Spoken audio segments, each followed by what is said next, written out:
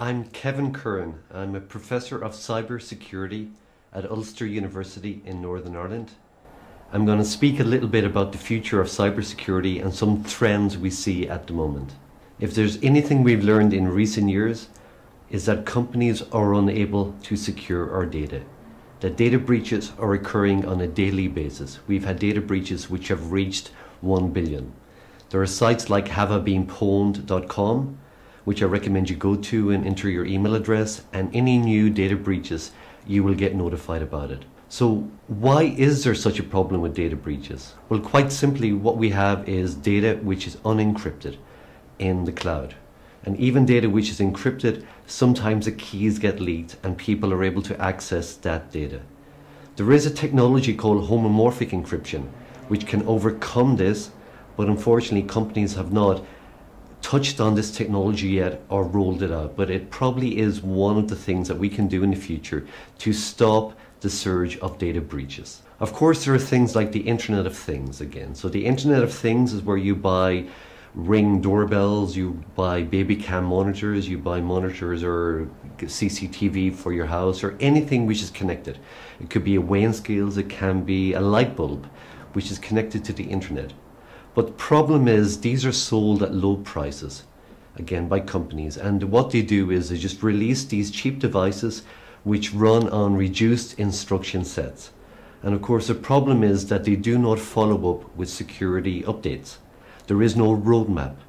So what we need is legislation to force the Internet of Things manufacturers to force them into having a roadmap whenever they release a device so that they have to patch flaws. Okay, when I teach my students about cybersecurity, I go through all the things about how you breach websites, how you do password cracking, how you search for flaws. But the one takeaway I always say is that update your systems. Whenever Apple, Microsoft, Google, whether it's Android, an iOS device, whenever an update comes in, update your device. Because the people working at Microsoft, the people working at Google, the people working at all these companies have some of the best security researchers in the world. And they're aware of the updates of the new zero-day flaws, which are being found every month. So on the second Tuesday of every month, for instance, Microsoft release what we call Patch Tuesday. They do the fixes. Most of them are for security. And last month there was 150 security patches alone released by Microsoft. But the problem is people are using older operating systems like Windows XP and Windows 7, and they are not supported anymore. So they only get weaker day by day because more exploits are found, they find their way onto the web, and then what we have is people using these exploits again. So therefore you should always use the latest operating system, and whether it's your applications as well, update them because there's always security flaws being done. Again, how do hackers find devices to compromise? Well, there are search engines, just like Google is a search engine for retrieving information from the web, so too we have Shodan. So Shodan is a database which probes the web for all these devices which are connected. They can be anything from nuclear power plants, they can be just the webcams that we talked about, but Shodan collects these addresses, these IP addresses of these devices, and then you're able to probe them. You're able to check to see if they're using default admin, the default passwords which are used. And the unfortunate thing is a lot of these Internet of Things devices are being used in ransomware attacks. They're able to use for being able to bring down sites by denial of service attacks, and then the hackers are able to demand ransoms. Again, just last week, one of the biggest technical companies in the world is Foxconn. Foxconn are the people who build the iPhone. They have about 1 million employees. They were hit with a ransomware for 35 million. Again, 1,800 bitcoins.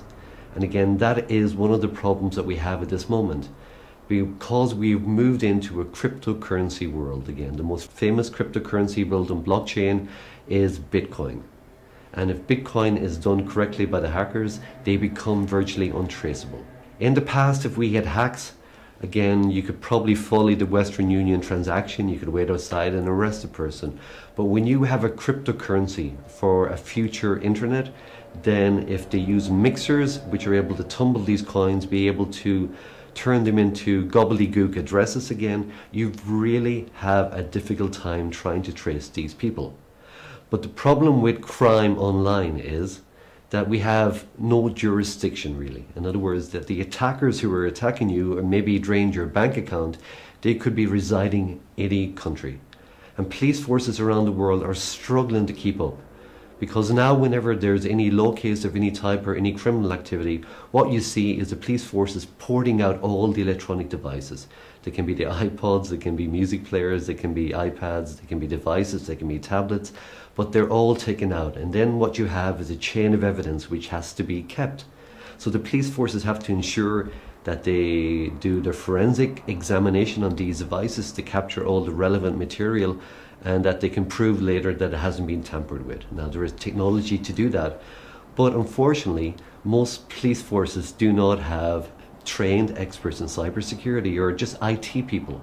Again, and that is a problem again, because most crime now is being committed online. The famous bank robber Willie Sutton said, he was asked once, why do you rob banks? And he said, well, that's where the money is. And of course, that is where the money is now. People do not carry cash when they walk down the street.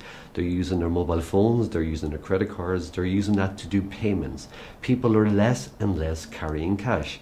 So of course, criminals have not gone anywhere, so what they've done is moved online to chase that money.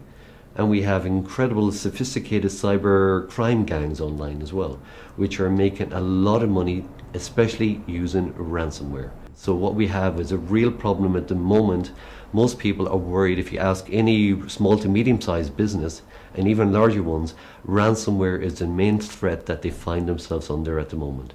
Because of course, once ransomware comes in and you click on something, an employee clicks on something, again, their files can be encrypted. And the only way to get them back is through a ransom. Of course, the protection against that is to back up your data, again, to have rolling backups, to have backups off-site and just not backups on your network again, because if you have your data backed up, you can get it back. But if you're a large organization which is maybe processing thousands of transactions per second, again, even a few minutes of downtime can cost you a lot of money. Of course, then what we have is denial of service attacks, which can be done using cryptocurrency again, where sites can be said, look, I will bring your site down unless you pay me X amount of bitcoins. And then they can do test runs and they can show how this works again. But we're moving towards smart cities as well again. So are we moving into an age where cities themselves can be ransomwared? Again, we've seen last year with the Visa network, the Visa card payment system went down for about 12 hours. And again, people were locked out of being able to buy their tickets home on the tube, being able to get any purchases in shops. Shops were unable to process transactions again because people are generally living in a cashless society. So again, we have all these problems again when it comes to cybersecurity, and people really don't understand how to protect themselves from the ground up. And even developers do not know how to do that, because you can be the best programmer in the world, but you might not know how to do secure programming practices again. A lot of companies give away information they shouldn't have again. So one of the most indiscreet data breaches of recent years was the Ashley Madison website. So Ashley Madison is a website where you go to have an affair with someone online. The database was leaked, and you can imagine how sensitive that was, how many maybe marriages broke up. But of course, there was also sites like that again, where you could go and you could type in someone's email address, and it would have told you actually if the person's email address was in the database. Again, so there are things like that, techniques like that, where a site should never give away any information whatsoever. Again, so we're moving towards a society again where everything is moving online. The high streets of this world where the shops are will never be as full as they are now. Shops will increasingly close on the high streets.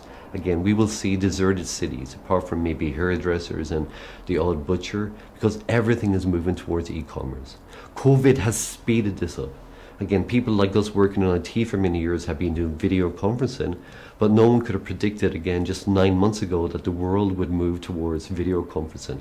We would work in remote offices again. So again, we're seeing where technology is crucial toward the fabric of society. But of course, the problem is that hacks increase all the time. Hacks only get better. They never get worse. They become more easier for end users and what we call script kiddies to use again. And we're seeing again that people and companies are unable to protect our data properly. again. So again, what we're seeing is really that we have to have an onus on companies to protect their data. Now, one of the best things which has happened in recent years with regard to security has been the General Data Protection Regulations, GDPR, which is brought in by the EU. So that forces companies to protect their data, to only collect the data that they need, to store it for no longer than they need it, and to not use nefarious dark patterns to try to opt us into mailing lists that we do not want to be in.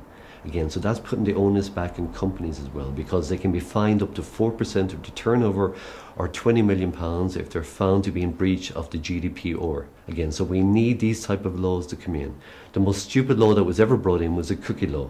Again, where we all see the pop-ups on our devices saying accept cookies, where actually that really, we all become cookie wary. We all click on that and it does nothing to protect our security.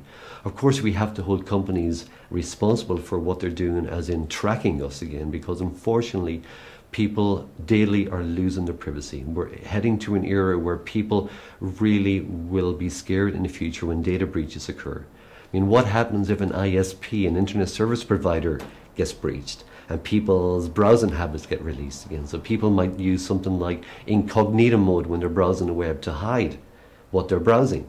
But that just hides it on the device. It just doesn't store it. But your ISP has those records again. Again, what about our medical records, which are all being kept online again? So these are nightmare scenarios where people, again, data breaches are increasingly happening all the time. And once the data breach gets released, there is no way to take it back. These go underground, they go into forums, they become captured. The internet does not forget again. So there's many things you can do to actually help you be more safe online. As we say, if you want to be safe online, do not buy a phone, do not buy a tablet, do not buy a device. But if you do buy a device, then don't turn it on. In other words, what we're doing is saying is the least you use your device online, the less sites you visit, the less things you add, third-party apps, the more safe you are. I mean, there's things people don't realize what they're doing at times. You can install a third-party keyboard, maybe on your iPhone or on your Android device. But actually, what is that app doing? That app is actually a keyboard, a third-party keyboard, and all those keystrokes can be sent back to the app developer. And that's what some hackers did. They developed third-party keyboards, put them on the Play Store, and they were able to capture everything the person was typing on their device. Ordinary people would not think about this. Again, hackers are very clever in what they do. Most important thing you do is update your devices, update every application you have when an update comes in. Again, just make sure you use password managers again, because they have long, complex passwords set up for every site you visit. All you need to remember is one master password. If you can't use a password manager, then make sure your passwords are long and complex as possible. It only takes a second on an average gaming GPU right now to crack a 6-character password. But if you make that password 12 characters, it takes 2,000 years. This is the longer your password, the more complex it is for brute force cracking to occur. Again, make sure you turn on multi-factor authentication on any sites you go to. That means whenever you log in from a new device, you will be asked to enter the code which is sent to your phone. That is multi-factor authentication. There's also hardware tokens you can get which generate a random code and you type that in. That is all best practice, but never reuse your passwords on different sites. Even if you use a password on a site which doesn't contain your privacy identification or any credit card information, the fact is if that gets leaked, and it will get leaked online, people will use credential stuff and to visit sites like maybe PayPal or eBay or your bank and try your same username and password combination. And lo and behold, they get in so often because people reuse passwords again. So always use HTTPS again. Make sure there's a padlock in the site you go to. Treat public Wi-Fi differently than the Wi-Fi you have at home with your own password again. Be careful what you do over a network again. And also if you're not using applications on your phone, on your device, take away those applications because they may be the attack vector that hackers use to get into your device again. You've got to educate your employees.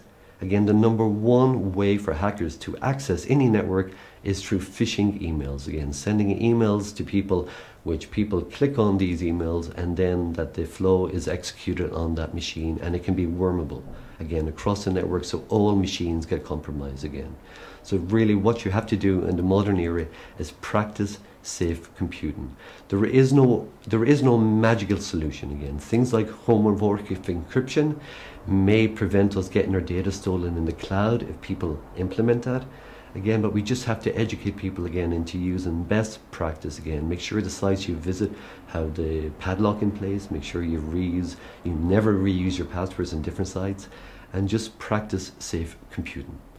Okay, thank you.